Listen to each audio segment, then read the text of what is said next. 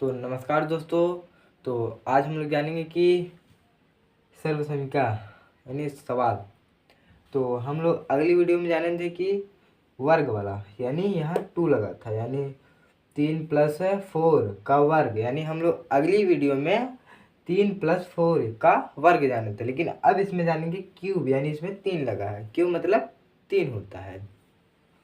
तो देखिए 3 + 4 का क्यूब, इसका आंसर हमको लोग इसको हल करना है। तो इसका भी एक सूत्र होता है। तो पहले हम लोग इसका सूत्र लिखेंगे। सूत्र देखते हैं, पहले बराबर करेंगे, फिर इसको भी ऐसे कर लेंगे, a + b, फिर क्यूब, यहाँ क्यूब लाएंगे बराबर, फिर उसके बाद a³ + b³ + 3ab, फिर कोष्टक में ये वाला a + b, यहाँ पास a + b। तो इसको इस सूत्र के हिसाब से रखना है।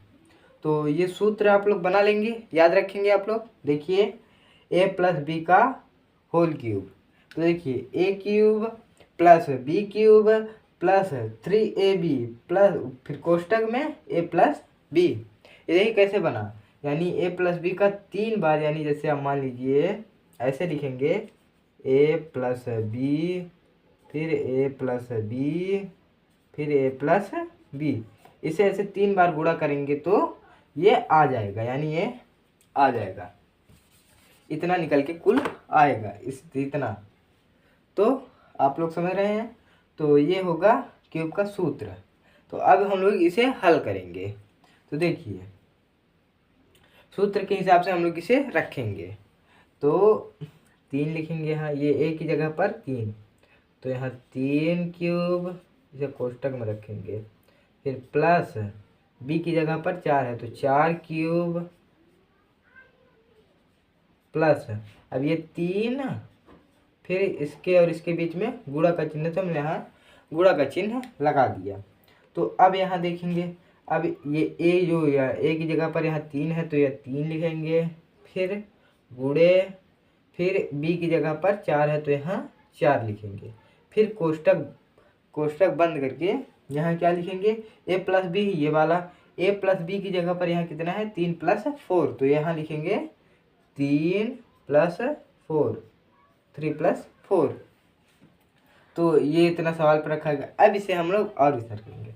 तो 3 का वर्ग, यानी 3 का वर्ग कितना होता है, यानी 3 को 3 बार गुणा करेंगे तो कितना होगा, तो 3 × 3 = 9, 3 × 27, यहाँ लिखेंगे हम लोग 27, प्लस 4 का 3 बार गुणा करेंगे तो कितना होगा, 4 × 4 = 16, 64, यानी 4 को 3 बार गुणा करना है, तो 4 × 16, 16 × 64, तो यहाँ लिखेंगे हम लोग 64, फिर प्लस लिखेंगे, फिर इसके तीनों को गुणा करेंगे, तो 3 × 3 = 9, 9 × 36, तो यहाँ लिखेंगे हम लोग 36, फिर कोष्टक में 3 + 4 यहाँ उतार लेना है, 3 + 4, फिर अब अब क्या करना है, फिर यहाँ से इसे पहले उतार लेते हैं, 27 + 64, फिर अब क्या करना है, अब देखेंगे हम लोग।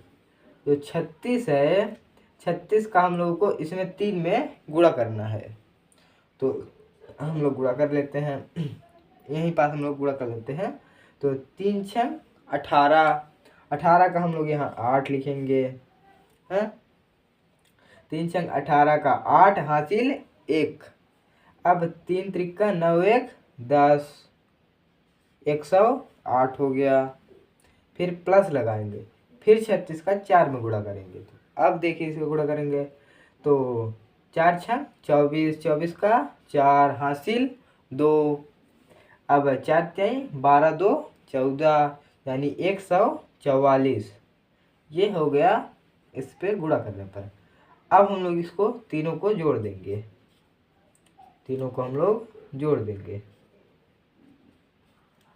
देखिए अब तीनों को जोड़ देंगे। तो पहले बड़ी बड़ी संख्या हम लोग जोड़ेंगे, तो नहीं, पहले हम लोग इस तरफ कर लेते हैं। कितना है पहले बड़ी संख्या 144, फिर उससे छोटी 108, फिर क्या कहते हैं उससे छोटी 64, फिर उससे छोटी 27। अब इन तीनों को हम लोग जोड़ लेंगे।